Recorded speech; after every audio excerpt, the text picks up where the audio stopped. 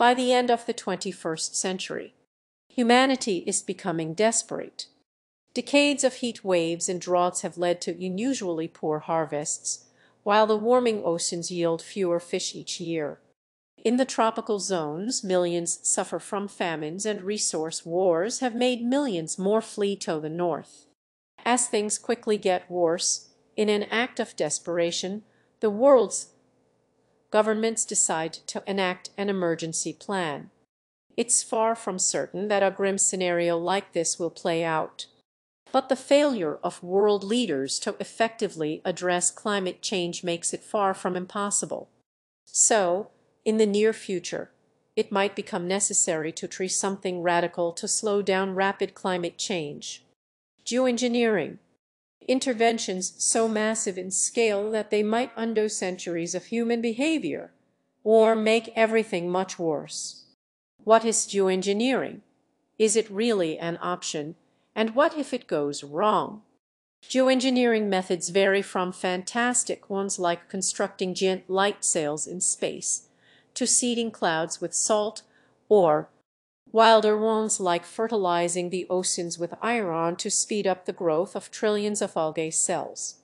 In this video, we'll focus on an intervention we could see during our lifetimes: stratospheric aerosol injection.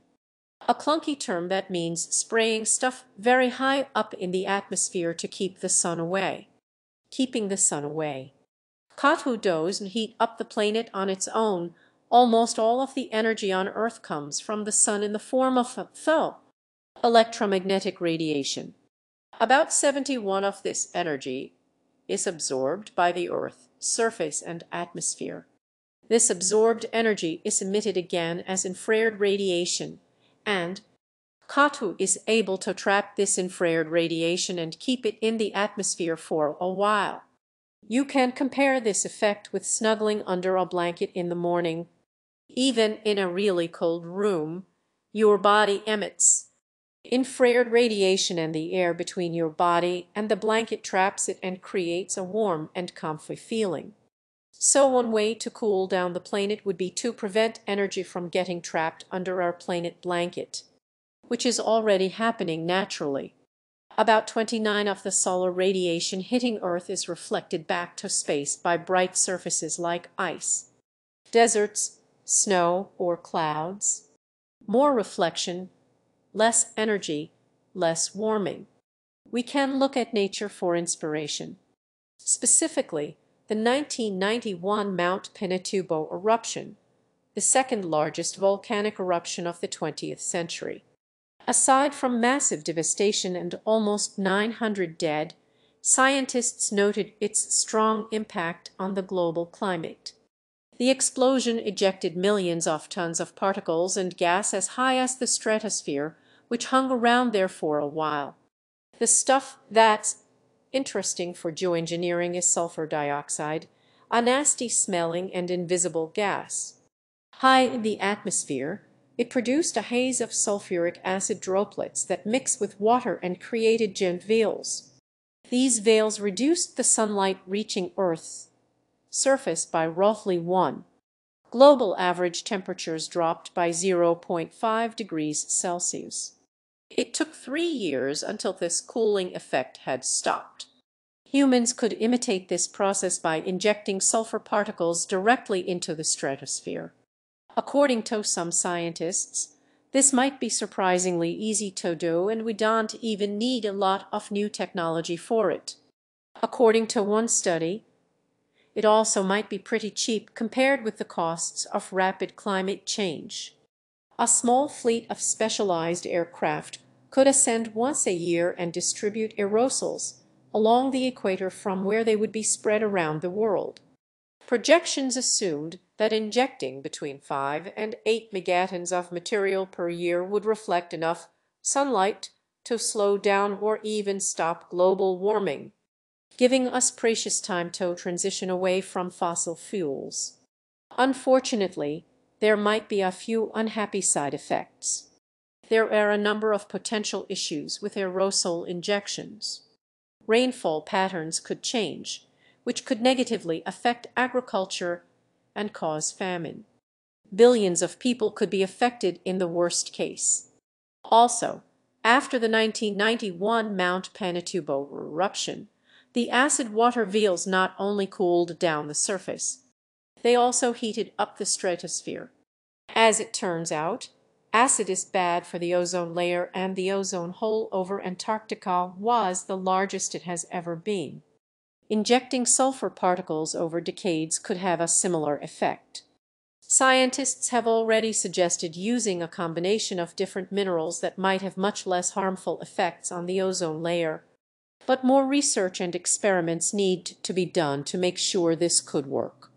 But even if we don't damage the ozone layer, there are other risks. Politicians and industry might use the cooling effect as an excuse to delay the switch to a carbon-neutral economy. Even if geoengineering slows down global warming, humanity is still adding extra CO2 to the atmosphere. More CO2 in the air means that the oceans absorb more CO2, which makes them more acidic. This is already beginning to be deadly to huge ecosystems like coral reefs, and the longer this continues, the more severe the effects will be. But it gets worse.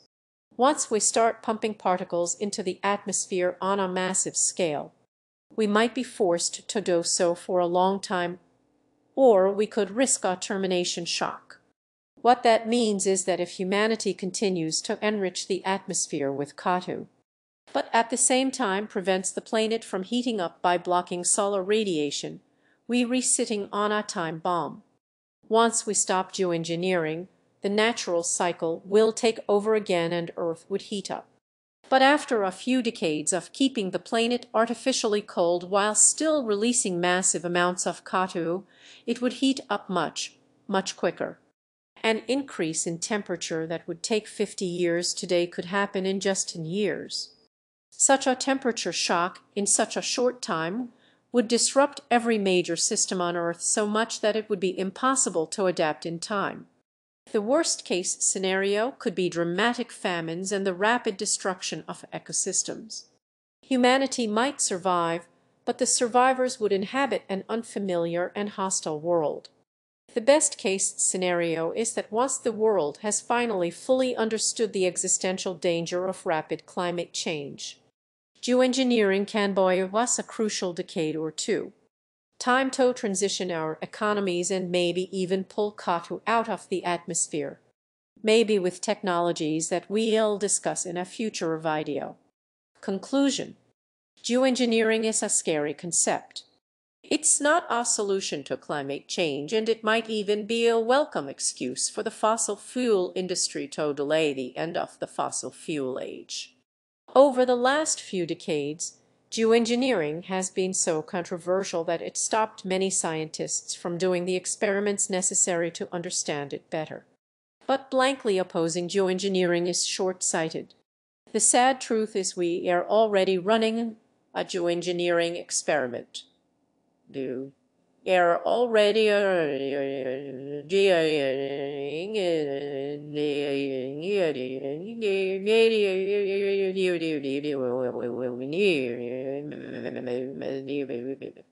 We're retesting how fast the world changes if we add about 40 billion tons of CO2 each year.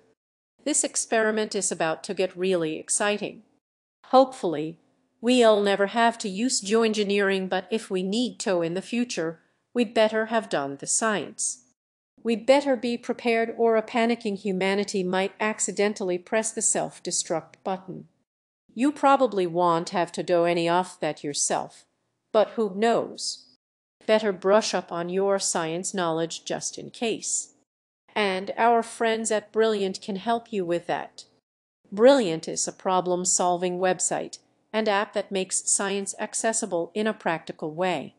More than 60 interactive courses give you the tools to crack problems in maths, logic, and engineering all by yourself. Instead of a classic lecture format, Brilliant uses storytelling, code writing, and hands-on problems to keep you entertained and engaged. This way, a small daily challenge can build up to real long-term understanding of science and achieving your STEM goals.